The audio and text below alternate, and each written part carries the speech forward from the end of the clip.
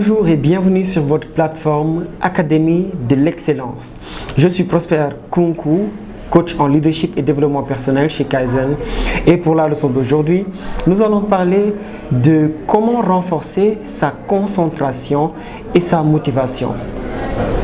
Nous vivons dans un monde où maintenant il est très difficile de se concentrer sur une chose ou de se concentrer sur un objectif.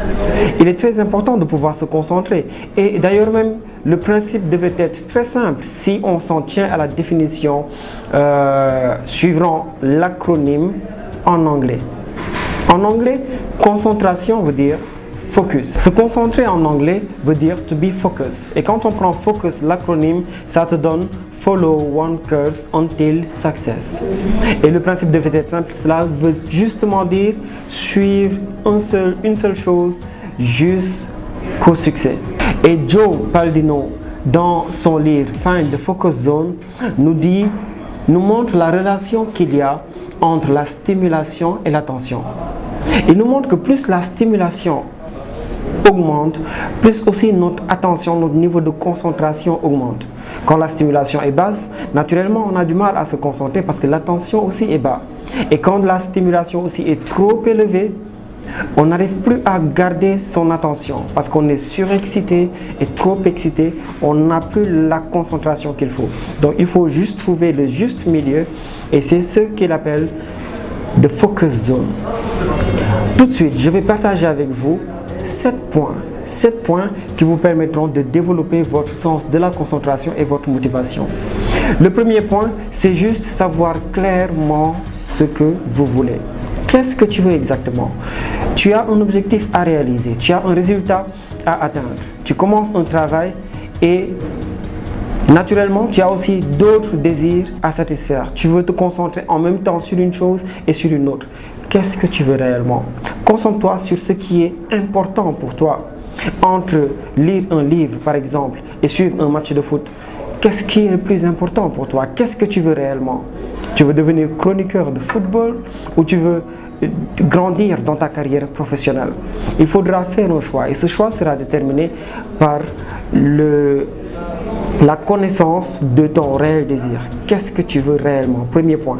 Deuxième point, il faut que tu aies un pourquoi assez clair pour chaque objectif. Pour chacun de tes objectifs, pose-toi la question du pourquoi. Pourquoi tu veux atteindre cet objectif-là? Et c'est ce pourquoi derrière qui va te donner la force et la motivation d'aller jusqu'au bout de ton objectif, d'aller au bout de tes efforts, de te surpasser, de te dépasser. Le pourquoi. Donc, troisième point, faire ce qui te passionne réellement. La passion est très importante par rapport à la concentration parce qu'elle augmente la stimulation, qui est capitale, comme nous l'avons vu au départ. La passion te permet de faire les choses avec énergie. Tu y mets de l'enthousiasme, tu y mets de l'amour. Donc, c'est très capital. Tâche de faire ce qui te passionne pour rester concentré. Quatrième point, savoir dire non. Une fois que tu sais clairement ce que tu veux, une fois que tu as un pourquoi assez fort, tu fais ce qui te passionne réellement, il faut savoir dire non aux autres choses. Imagine, en général, c'est quand on décide de se concentrer sur une chose qu'il y a plein d'autres choses qui nous déconcentrent. Ne te laisse pas te concentrer par ton objectif. Il y aura beaucoup de distractions autour de toi. Ne te laisse pas déconcentrer. Savoir dire non. À chaque fois que tu vois quelque chose qui ne te permet pas d'avancer dans ton travail, dis non. Cinquième point, ne pas se laisser distraire. Ne te laisse jamais distraire. La distraction viendra, comme je le disais tantôt sur le troisième point. Ne pas se laisser distraire et savoir dire non se complète en quelque sorte. Donc il y a une liaison entre les deux. La distraction, autant pour moi, viendra forcément. Ne te laisse pas éloigner de ton objectif. Tu sais ce que tu veux. Ne te laisse pas distraire par les gens qui ne savent pas ce qu'ils veulent réellement. Sixième point, il faudra apprendre à faire une chose à la fois. Quand on est trop dispersé, naturellement, notre énergie se disperse. Apprendre à faire une seule chose à la fois te permettra de garder ta concentration et d'aller beaucoup plus vite dans la réalisation de tes objectifs. Mais lorsqu'on est très chargé et qu'on veut jouer au multitask, ça ne nous permet pas forcément de nous concentrer. Et enfin, le septième et dernier point, il faudra apprendre à systématiser, se créer une routine. Lorsque nous avons une routine, des choses que nous faisons chaque jour, notre subconscient s'y habitue. Et naturellement, on n'aura plus besoin de fournir assez d'efforts pour se concentrer sur cette chose-là. Donc, apprenons à systématiser nos journées, nos activités et créer une routine autour de nos activités.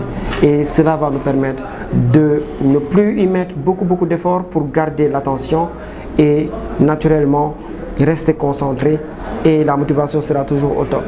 Voici les 7 points sur lesquels il faudra travailler pour développer votre concentration et votre motivation au quotidien. Naturellement, pour grandir et faire accroître son leadership, atteindre son top potentiel. À votre excellence.